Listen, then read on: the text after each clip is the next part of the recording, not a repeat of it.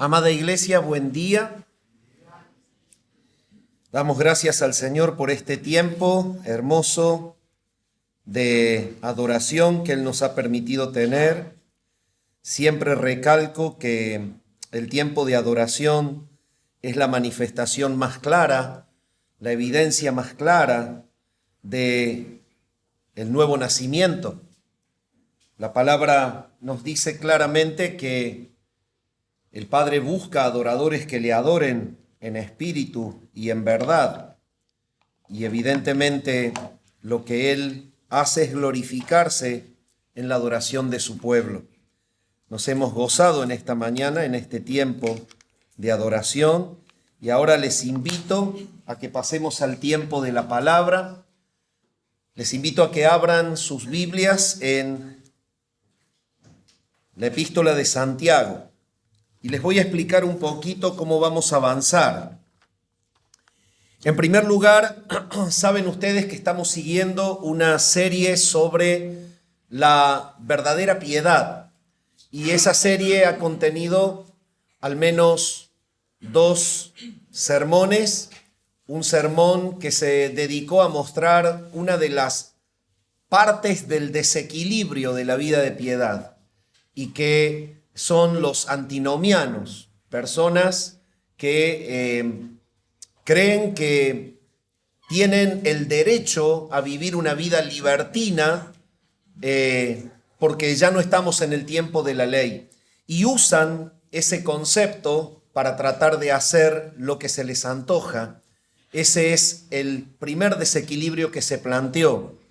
El otro desequilibrio es el legalista. El legalista es la persona que obviamente todo lo relaciona con la ley y lleva una vida, digamos, fuera de la sensibilidad y de la guía del Espíritu de Dios, pero es una persona aferrada al concepto legal.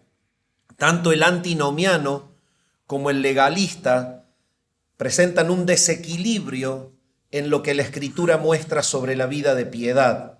Y el último mensaje que tuvimos es el mensaje que nos hablaba de la vida equilibrada al medio. Pero antes de seguir con la epístola a los Hebreos, creo que es bueno que tengamos una serie de sermones sobre cuestiones prácticas de la vida de piedad. Y este va a ser el primero. Entonces les invito, mis amados, a leer Santiago capítulo 2, el párrafo que se extiende hasta el versículo 13. Dice así la palabra del Señor: hermanos míos, no tengan su fe en nuestro glorioso Señor Jesucristo con una actitud de favoritismo. Porque si en su congregación entra un hombre con anillo de oro y vestido de ropa lujosa, y también entra un pobre con ropa sucia, y dan atención especial al que lleva la ropa lujosa y dicen: siéntate aquí en un buen lugar, y al pobre dicen: tú estate allí de pie o siéntate junto a mi estrado. ¿Acaso no han hecho distinciones entre ustedes mismos y han venido a ser jueces con malos pensamientos? Hermanos míos amados, escuchen: ¿no escogió Dios a los pobres de este mundo para que sean ricos en fe y herederos del reino que Él prometió a los que lo aman? Pero ustedes han despreciado al pobre. ¿No son los ricos los que los oprimen y personalmente los arrastran a los tribunales? ¿No blasfeman ellos el buen nombre por el cual ustedes han sido llamados? si en verdad ustedes cumplen la ley real, conforme a la Escritura, amarás a tu prójimo como a ti mismo, bien hacen. Pero si muestran favoritismo, cometen pecado y son hallados culpables por la ley como transgresores. Porque cualquiera que guarda toda la ley, pero falla en un punto, se ha hecho culpable de todos. Pues el que dijo, no cometerás adulterio, también dijo, no mates. Ahora bien, si tú no cometes adulterio, pero matas, te has convertido en transgresor de la ley. Así hablen ustedes y así procedan como los que han de ser juzgados por la ley de la libertad. Porque el juicio será sin misericordia para el que no ha mostrado misericordia. La misericordia triunfa sobre el juicio. Permítame, mi amado hermano, compartir con ustedes en esta mañana un sermón que se titula El pecado de la parcialidad y sus consecuencias. Este sermón se extrae del párrafo que acabamos de leer y tiene 4 puntos fundamentales. El primero de ellos se extrae del versículo 1 y se titula Amonestación contra el pecado de la parcialidad. Lo revisamos. Hermanos míos, no tengan su fe en nuestro glorioso Señor Jesucristo con una actitud de favoritismo. El segundo punto del sermón es la práctica de la parcialidad y se extrae desde el versículo 2 al 4. Porque si en su congregación entra un hombre con anillo de oro y vestido de ropa lujosa, y también entra un pobre con ropa sucia, y dan atención especial al que lleva la ropa lujosa, y dicen, siéntate aquí en un buen lugar, y al pobre dicen, tú estate allí en pie, o siéntate junto a mi estrado, ¿acaso no han hecho distinciones entre ustedes mismos y han venido a ser jueces con malos pensamientos? El tercer punto se titula La incoherencia de la imparcialidad. La incoherencia de la parcialidad. Y se extrae del párrafo que contiene los versículos 5 al 7. Hermanos míos amados, escuchen.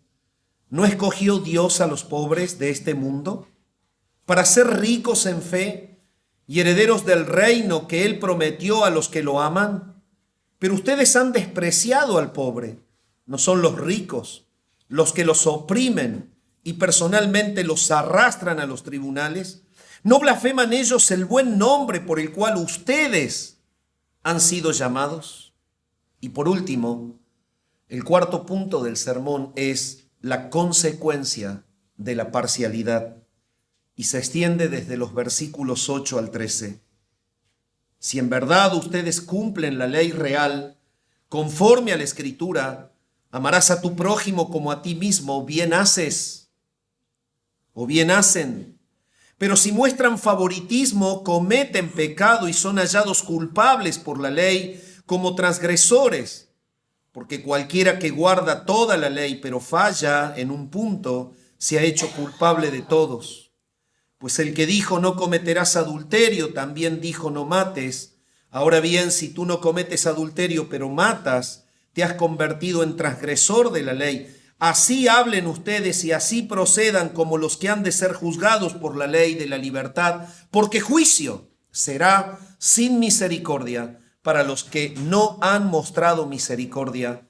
La misericordia triunfa sobre el juicio. Primer punto del sermón, amonestación contra el pecado de la parcialidad.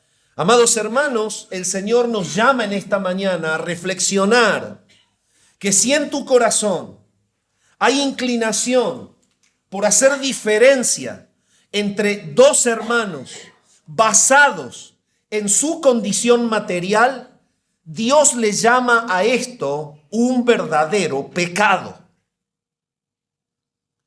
Es el pecado de la parcialidad. La manera en la que estamos siendo amonestados en este primer punto y en este primer texto es por la forma en la que el Señor se dirige en esta exhortación, en esta amonestación. Lo primero que dice es hermanos. Un término que literalmente en el original significa dos que compartieron la misma matriz. El hecho de llamar a la reflexión a la iglesia y de recordarles el vínculo hermanable que nos une es el fundamento principal que él utiliza para esta exhortación. Es un pecado la parcialidad porque estamos transgrediendo la igualdad natural de la hermandad en Jesucristo. Compartir la misma matriz significa haber sido predestinados en la eternidad por el mismo Padre.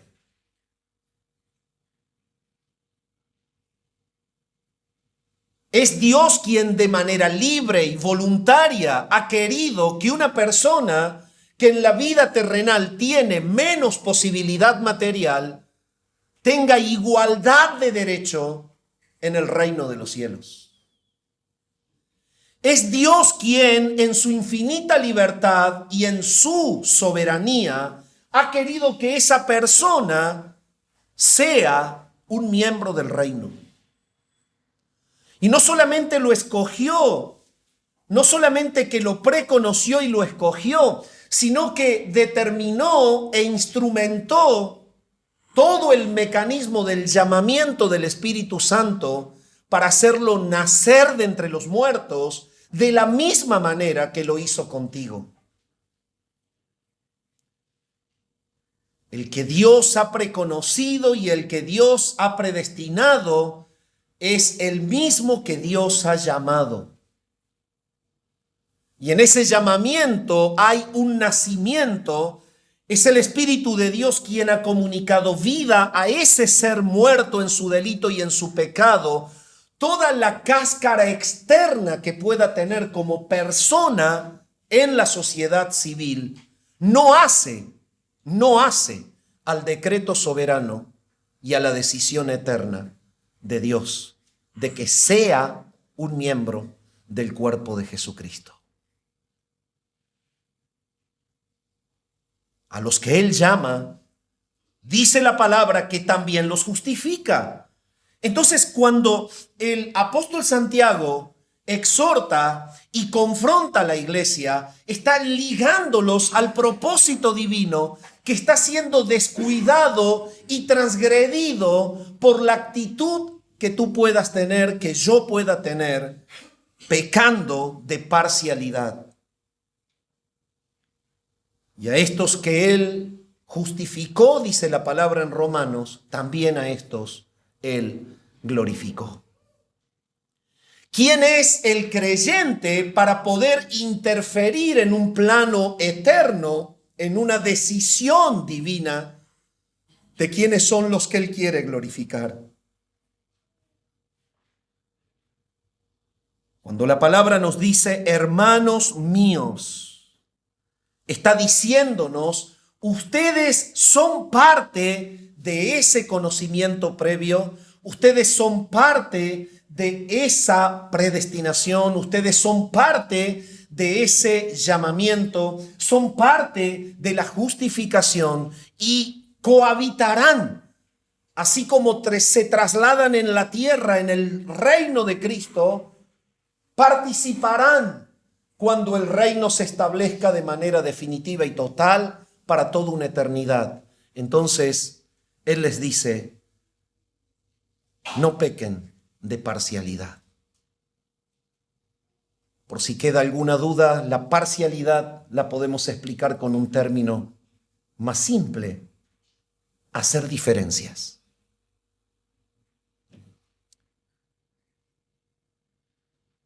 no tengan su fe en nuestro glorioso Señor Jesucristo con una actitud de favoritismo. El punto es que Él les está mostrando la realidad de estar participando de la misma familia. Los lleva a la fe que ha sido otorgada por el Espíritu Santo en ese acto soberano de resucitar de entre los muertos a un pecador muerto en su delito y en su pecado. El Espíritu de Dios le otorga fe y arrepentimiento para que esa persona crea en Jesús y abandone su pecado. Está diciendo, hay algo que realmente no has entendido. No puedes vivir la fe en el Señor Jesucristo transgrediendo el cimiento eterno de esa fe. No puedes vivir la fe en el Señor Jesucristo haciendo diferencia con alguien que en el corazón de Dios eternamente ocupó un mismo lugar que el tuyo.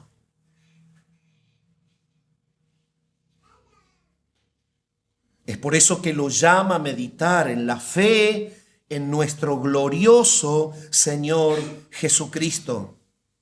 Esta fe, como lo acabo de mencionar en Romanos 8, es una fe que nos ha sido otorgada y que nos vincula por ser justificados a la gloria eterna que viene. Es el glorioso Señor Jesucristo, quien no solo tiene gloria en su persona, sino que el Padre ha determinado que Él comparta su gloria con los que Dios ha escogido. Y entonces aquí está haciendo el cierre teológico de el peso que tiene esta tremenda advertencia de pecado dentro de la iglesia. Si ustedes hacen diferencia entre ustedes, no han entendido quién es el que escoge, cómo es que predestina, cómo es que llama, cómo es que justifica y hacia dónde van todos esos que Él quiso salvar.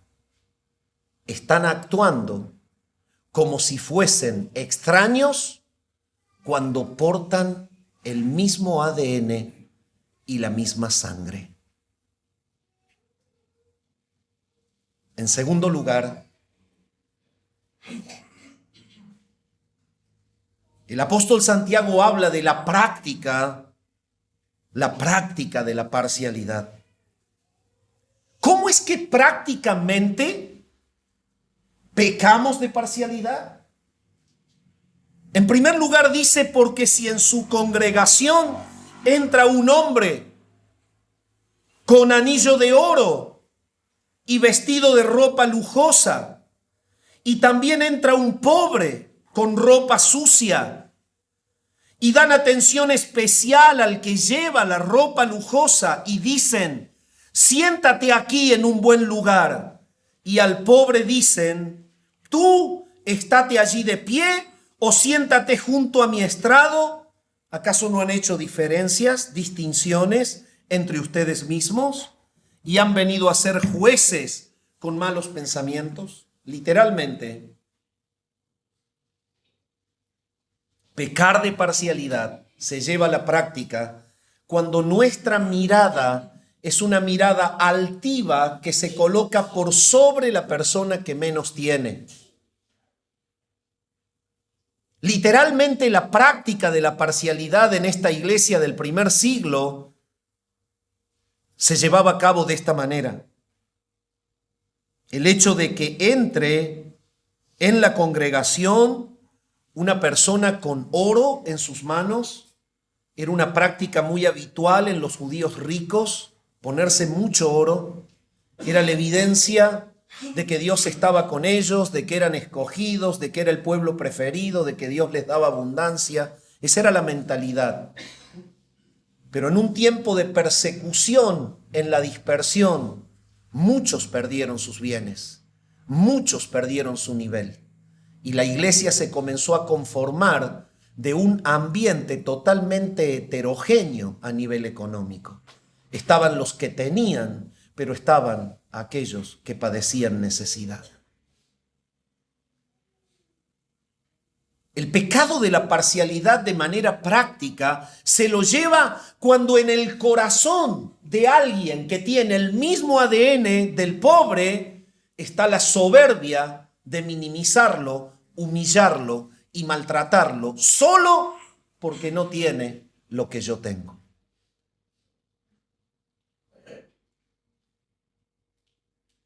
La práctica de la parcialidad está revelando justamente un corazón no piadoso.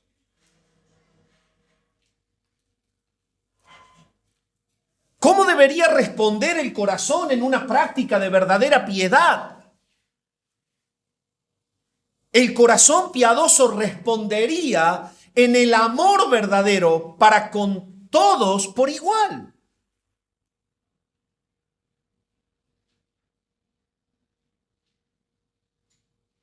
¿A qué nos llama el Señor en esta mañana?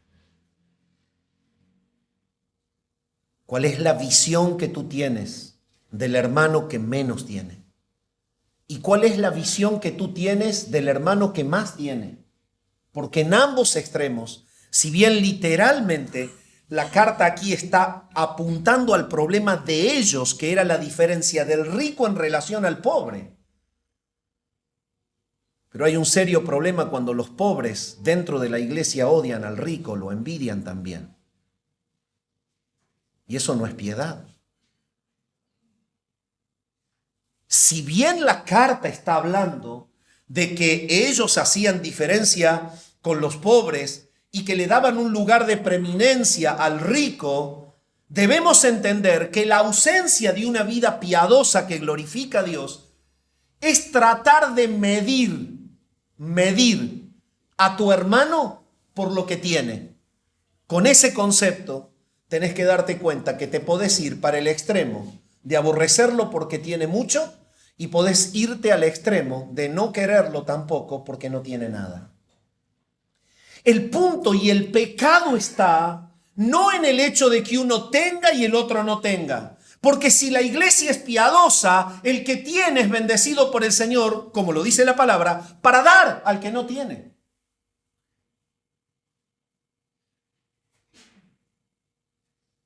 Y si la iglesia es piadosa, el que no tiene quizás sirva y ayude al que tiene y no lo debe aborrecer. ¿Dónde está el pecado entonces? El pecado es entonces el hecho de medir a un creyente no como un hijo de mi mismo padre, sino como un humano de una condición económica diferente. Ahí está el pecado. Es el hijo del mismo padre. Es el que lo escogió igual que a mí.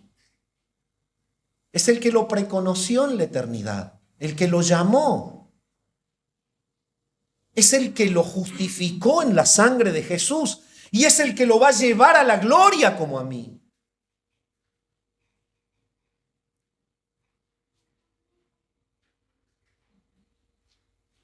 ¿Es que no entiendes que en este tiempo en la iglesia ocurre eso?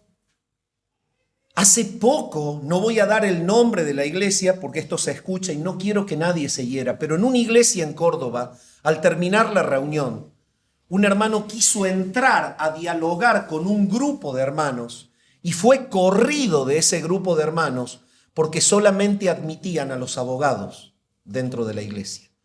Perdón, ¿usted es abogado? No. Mire, por favor, busque otro grupo. Acá, después de la reunión, hablamos los abogados.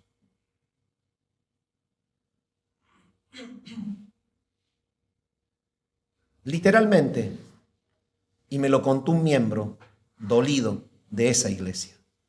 Bueno, entonces vos entras a esa iglesia y tenés un sector etiquetado. Cuando termine la reunión, grupo para diálogo de médicos, grupo para diálogos de ingenieros, grupo para diálogos de abogados, grupo para diálogos de contadores, grupo para diálogos de albañiles, grupo para diálogos de... Y resulta ser que en el cielo todos juntos, ¿a dónde está la piedad?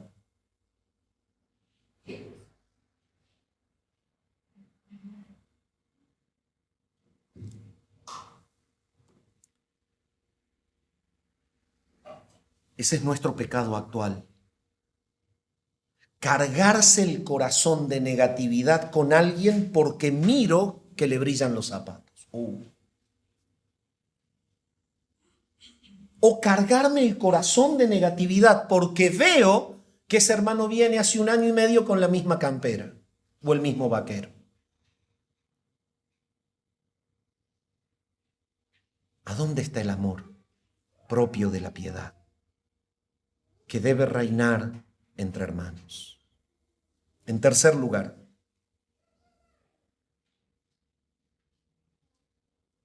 la incoherencia de la parcialidad.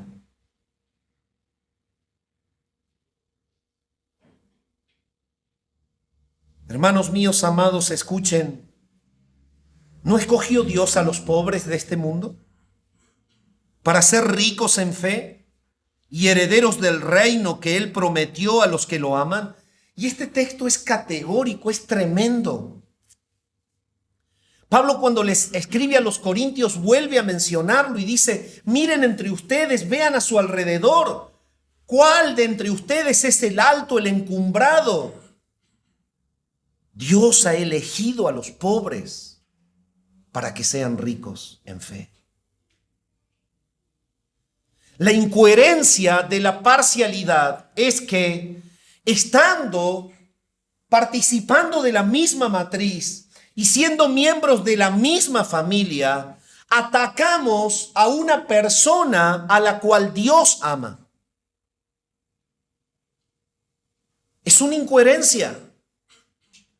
La incoherencia de la parcialidad es la que él dice acá. Ustedes están haciendo diferencia con los que Dios en su soberana gracia y libre gracia ha querido escoger. Él escogió a los pobres de este mundo para que sean ricos en fe y herederos del reino.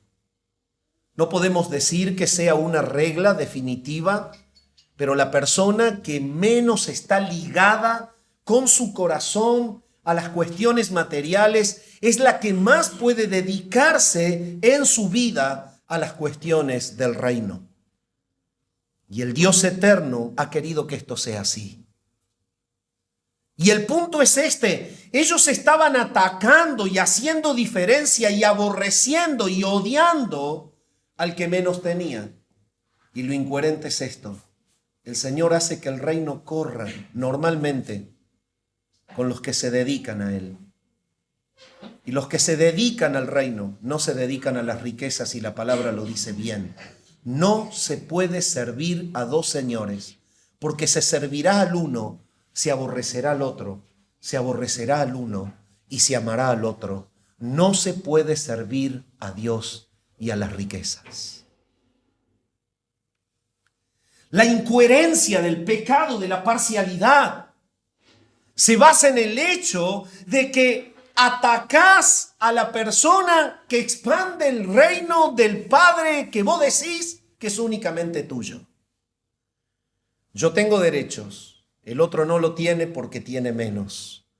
Estoy satisfecho y estoy tranquilo porque he logrado un estatus social aceptable para el prejuicio de los que me rodean, y entonces me relajo diciendo: yo he adquirido un nivel apropiado al que exige la sociedad.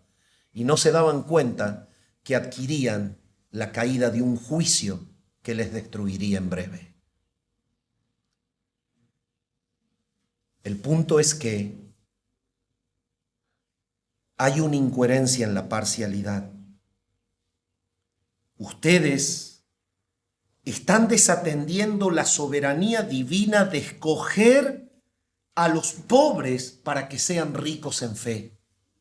Y están atacando a los que proyectan, a los que trabajan y laboran el reino. Pero en segundo lugar, están desatendiendo la realidad de lo que hacen los ricos con su mismo Padre. Los ricos blasfeman el nombre de Dios. ¿No blasfeman ellos el buen nombre por el cual ustedes han sido llamados?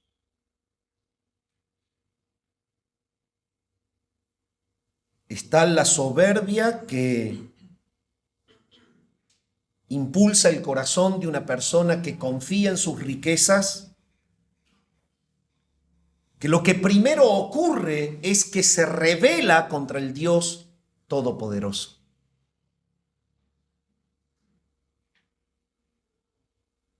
Y de esta manera ellos blasfeman su nombre y por causa de la opresión y la diferencia también blasfeman el nombre del Señor atacando a los pobres que Él ha escogido. El punto era la actitud que tenían los hermanos frente a esta realidad. Es incoherente que tú estés dándole privilegios al que aborrece a tu hermano y al que aborrece al que lo escogió.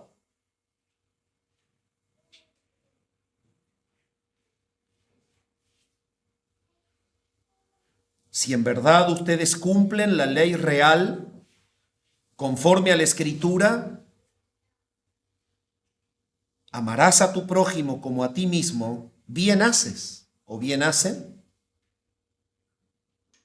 Los lleva la ley del amor y les dice, si aún fuesen juzgados por la misma ley en la cual confían muchas veces, se van a dar cuenta que aún la ley los condena porque no están amando al prójimo.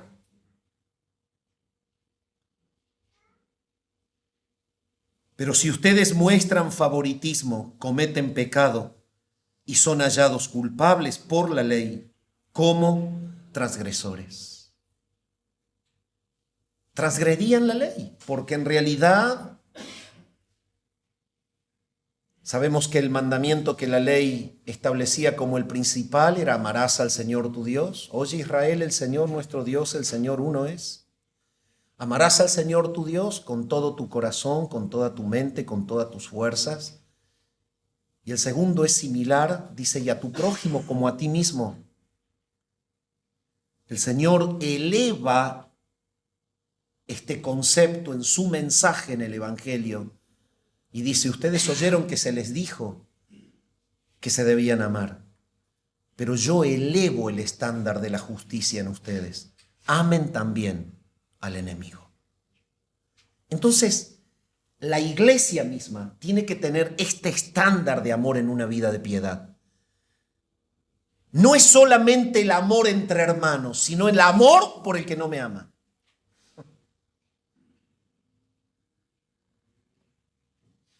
Santiago les muestra que aún en el estándar que Cristo estableció, están pecando, y si van para atrás a un estándar menor, al techo que llegaban los fariseos y escribas, pecaban por la ley. Dicho de otra manera, el camino que habían escogido seguir era un camino que los llevaba a un justo juicio.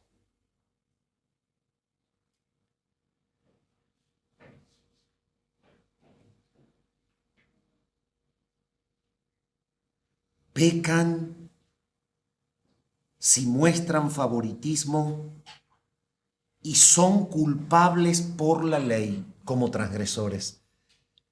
Mis amados, quisiera que estemos frente a esta escritura en esta mañana. ¿Qué sentís por tu hermano? ¿Qué sentís por tu hermano en esta mañana? Vamos a participar de la cena, de los símbolos. ¿Qué sentís por tu hermano? ¿Lo envidias cuando cae en un vehículo que no alcanzaste a tener? Eso es pecar.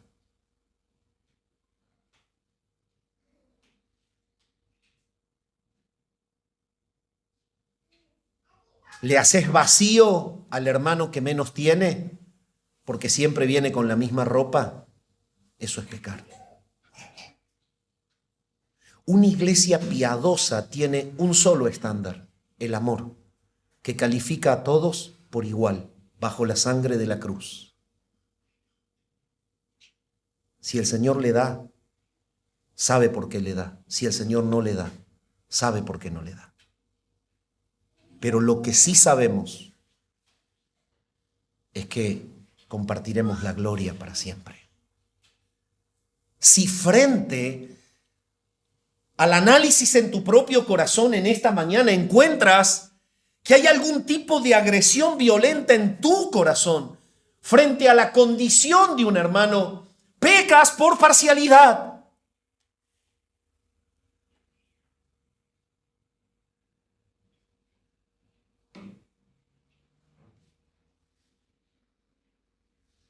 Y de esta manera, el párrafo nos conduce de la mano al último punto del sermón. La consecuencia de la parcialidad. Hemos sido amonestados contra el pecado de la parcialidad. Nos ha sido mostrada la manera práctica de pecar de parcialidad. Somos amarreados cuando nos dicen incoherentes al pecar de parcialidad. Pero ahora el Señor nos dice, este es tu juicio, esto es lo que te espera, esto es lo que viene, si eres una persona parcial. Tu vínculo con el Padre es un vínculo superficial. El que peca de parcialidad no tiene una buena relación con Dios, porque la imparcialidad es un atributo característico del Padre. Por lo tanto, quien nace del Padre, si está bien ligado al Padre, no debe pecar de parcialidad. Cuando la Escritura dice que Él no hace acepción de personas, lo dice para que entendamos que en su carácter santo, un atributo que identifica al Dios eterno, al cual yo debo imitar, es que Él no hace acepción de personas. Pues los que nacen de Él deberían llevar el mismo ADN y no pecar de parcialidad. Los versículos 8 al 13 nos llevan de la mano a las consecuencias del que peca de parcialidad. Si en verdad ustedes cumplen la ley real, conforme a la Escritura, amarás a tu prójimo como a ti mismo, bien haces. Pero si muestras favoritismo, cometes pecado y son hallados culpables por la ley como transgresores. Porque cualquiera que guarda toda la ley, pero falla en un punto, se ha hecho culpable. Esta es la manifestación clara de que la vida del creyente no es el legalismo, es la piedad.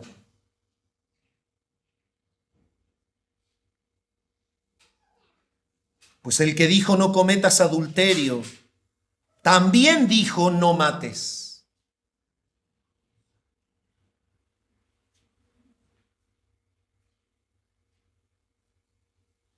Ahora bien, si tú no cometes adulterio, pero matas, bueno, pero para hermano, ¿qué estás diciendo? Yo no estoy matando a un hermano cuando peco de parcialidad, y quiero decirte por boca del apóstol Juan que sí lo matás. Y también por boca del apóstol Santiago, sí lo matás. Es exactamente igual que matar al hermano. ¿Lo matás físicamente? No. ¿Lo matás espiritualmente? No tenés derecho. No. ¿Pero a qué se refiere esto? Lo excluís pecaminosamente de la vida a la cual Dios te llamó a vos. ¿Lo matás? ¿Lo matás? Afuera. El reino es para mí, vos no porque sos pobre. El reino es para mí, vos no porque sos rico. Lo matás. ¿Quién sos? Pecado de parcialidad.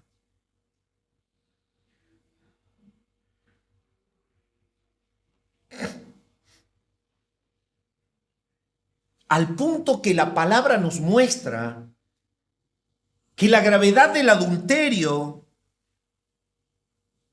es exactamente la misma, porque en realidad la condena viene del mismo Dios que determinó que los adúlteros y que los fornicarios no heredan el reino de los cielos. Y por eso dice, el que dijo no cometas adulterio, también dijo no mates. Ahora bien, si tú no cometes adulterio, pero matas, te has convertido en transgresor de la ley. Y evidentemente cuando un creyente actúa sin piedad, no llega al estándar de la ley, menos va a llegar al estándar de Cristo en su mensaje, que supera el estándar de la ley. El Señor ha mandado a amarnos los unos a los otros y nos dice que por ese amor de los unos por los otros, los demás creerán que Cristo es el Hijo enviado del Padre.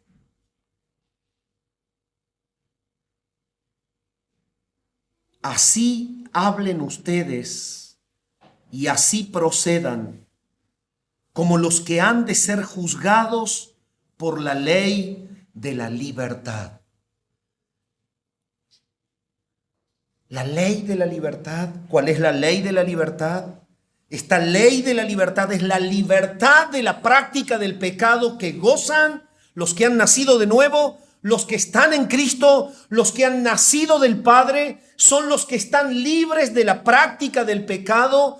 Y hay una ley muy superior a la ley antigua. Es una ley muy superior en exigencia a la ley antigua. Esa es la ley de la libertad. Es la vida de piedad que debe vivir el cristiano regido por el Espíritu Santo, el cual nos llevará siempre a amar no solo a nuestros amigos, hermanos, sino también a nuestros enemigos.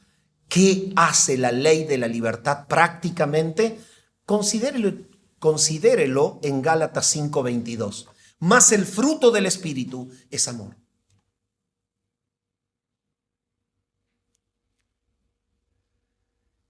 Esta es la ley de la libertad.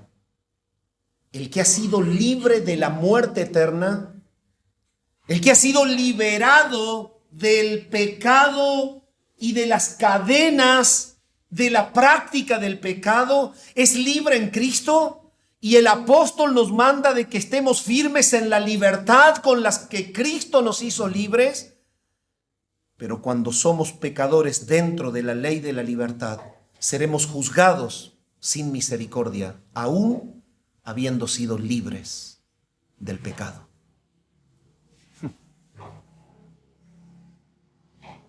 ¿Y esto qué quiere decir? Es un palo a los antinomianos. También hubo palos para los legalistas, pero hubo una línea central para los piadosos. Juicio sin misericordia habrá para el que no ha mostrado misericordia. Bueno, pero yo no pierdo la salvación. Primero el que, y lo vuelvo a repetir yo creo que más de 6 o 7 veces aquí en el púlpito, la persona que tiene el intento de negociar con el Señor su salvación, porque se queda tranquilo de que es salvo como por fuego, revise si tiene a Cristo. Revise si tiene a Cristo.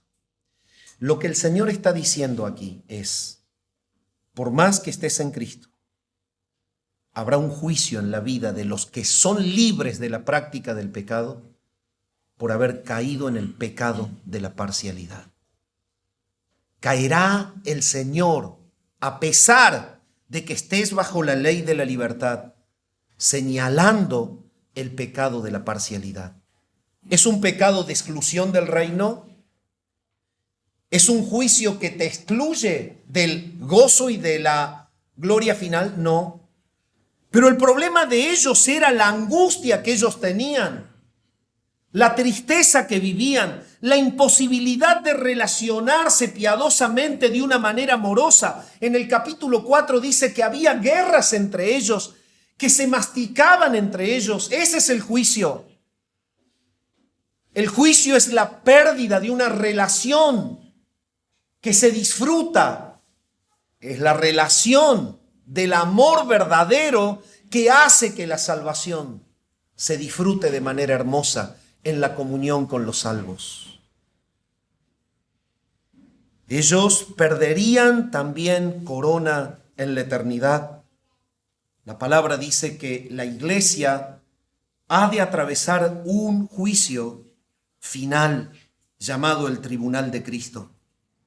En el momento en el que se erija el juicio con el gran trono blanco para que sean juzgados todos los que han transgredido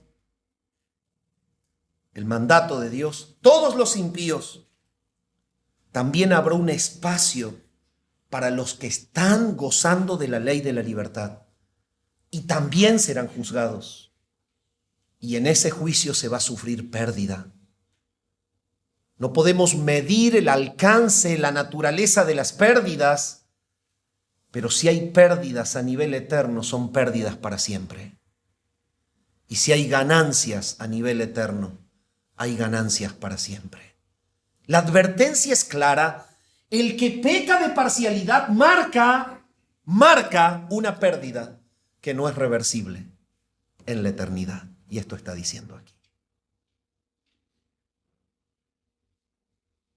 No peques de parcialidad. Ama a tus hermanos con el amor con que el Padre nos amó, con el amor con el que Cristo nos redimió. No peques de parcialidad, porque hay un juicio y una pérdida para el que desatiende esta exhortación. Padre, gracias en esta mañana por tu palabra bendita y maravillosa. Tú nos exhortas a no pecar de parcialidad. Nos llamas a que entendamos que tú nos confrontas y nos dices que hacer diferencia es un pecado, que transgredimos o intentamos invadir este sitio absolutamente tuyo, el decreto de querer salvar a otro que vive en un nivel económico distinto, puede ser superior o inferior al mío, pero tú lo has querido como un hijo, igual que a mí. Señor, líbranos de practicar la parcialidad haciendo diferencias en medio de nuestra iglesia. Señor, llévanos por tu espíritu a entender que mis ojos deben ver al hermano como los ojos de Cristo lo vieron en la cruz, pagando la deuda por él, igual que la pagó por mí. Llévanos, Señor, por tu espíritu a entender la incoherencia de la parcialidad, que si muchas veces queremos atribuir derechos al rico, atacamos tu mismo nombre porque ellos lo blasfeman.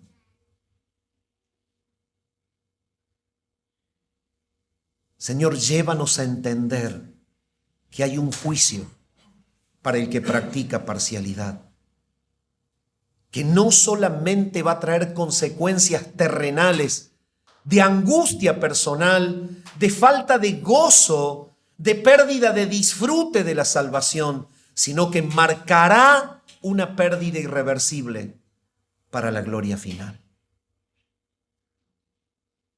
Ayúdanos a revertir la práctica de la parcialidad y a poder glorificar tu nombre. Oramos al Padre en el nombre de Jesús. Amén.